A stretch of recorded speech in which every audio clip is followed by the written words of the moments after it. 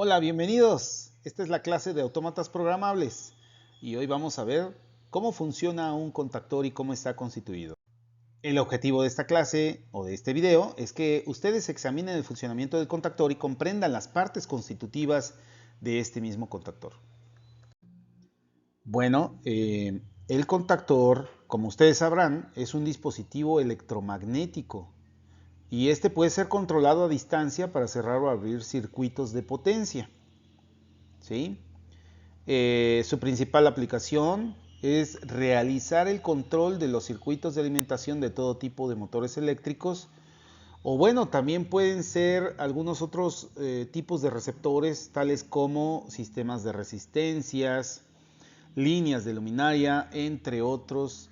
Y en sí es donde se requiera alto control o que esté pasando alta corriente a través de ellos. Entonces, por esa razón necesitamos un contactor.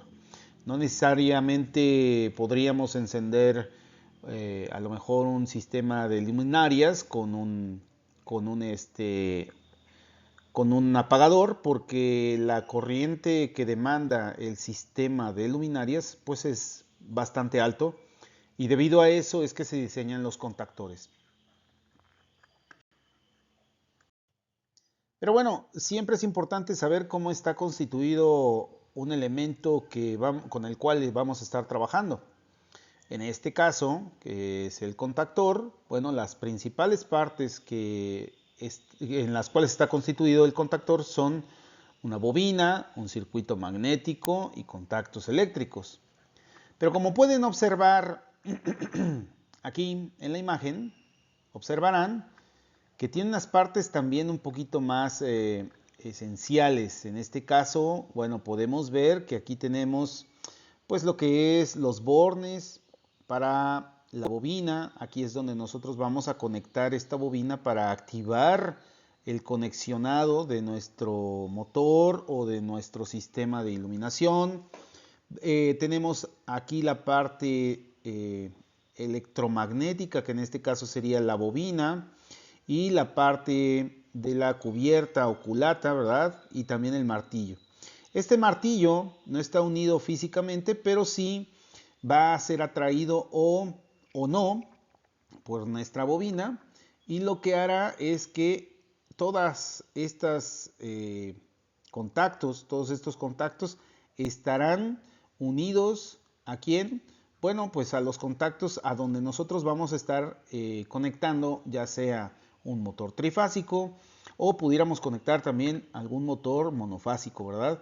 Entonces aquí tendremos nuestras terminales y estas terminales serán accionadas por medio de en este caso la bobina, ¿verdad? Que va a hacer que atraiga a nuestro martillo, ¿ok? Otra cosa importante que deben recordar es que estas partes, bueno, pues son móviles. Aquí nosotros en esta área vamos a tener lo que es los contactos de fuerza, donde van a conectarse las cargas mayores. En la parte de los contactos auxiliares, que es lo que vamos a ver un poquito más adelante, estos contactos auxiliares, pues nosotros vamos a tener la opción de meter, ya sea dependiendo del contactor, corriente directa o corriente alterna para diferentes valores de voltaje, ¿verdad? Y eso hará que nosotros podamos activar o desactivar nuestro contactor.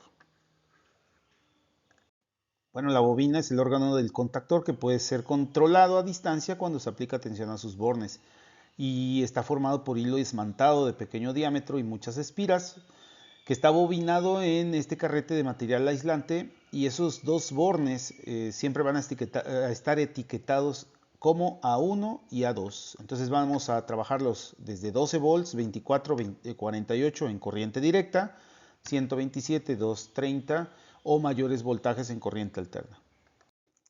El circuito magnético está constituido por estas partes: martillo, resorte del retorno, bobina, culata y la base del contactor. Obviamente aquí van pues todos ellos, ¿verdad? O sea, en la base del contactor siempre van a estar dentro de él la culata, la bobina y el resorte y el martillo. Las dos partes principales que está constituido es la culata y el martillo. La culata es la parte fija y en ella se aloja la bobina del contactor. El martillo es la parte móvil. Estas partes se mantienen separadas en reposo debido a un dispositivo del resorte, o sea, en este caso el resorte me hace que estén separadas.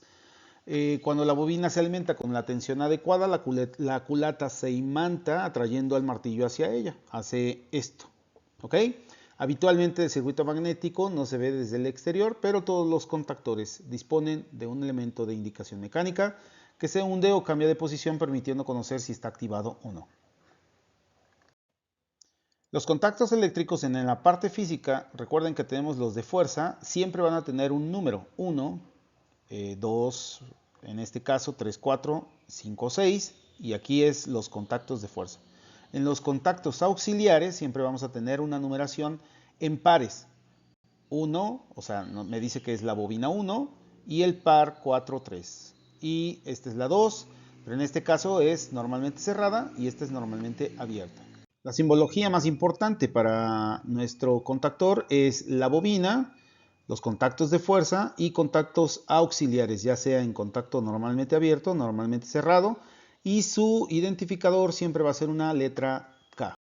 Bueno, entonces el símbolo completo de un contactor siempre vamos a tener pues lo que es la parte de la bobina, los contactos de fuerza y los contactos auxiliares. Y ese sería el símbolo completo del contactor. Muchas gracias por verme. Saludos.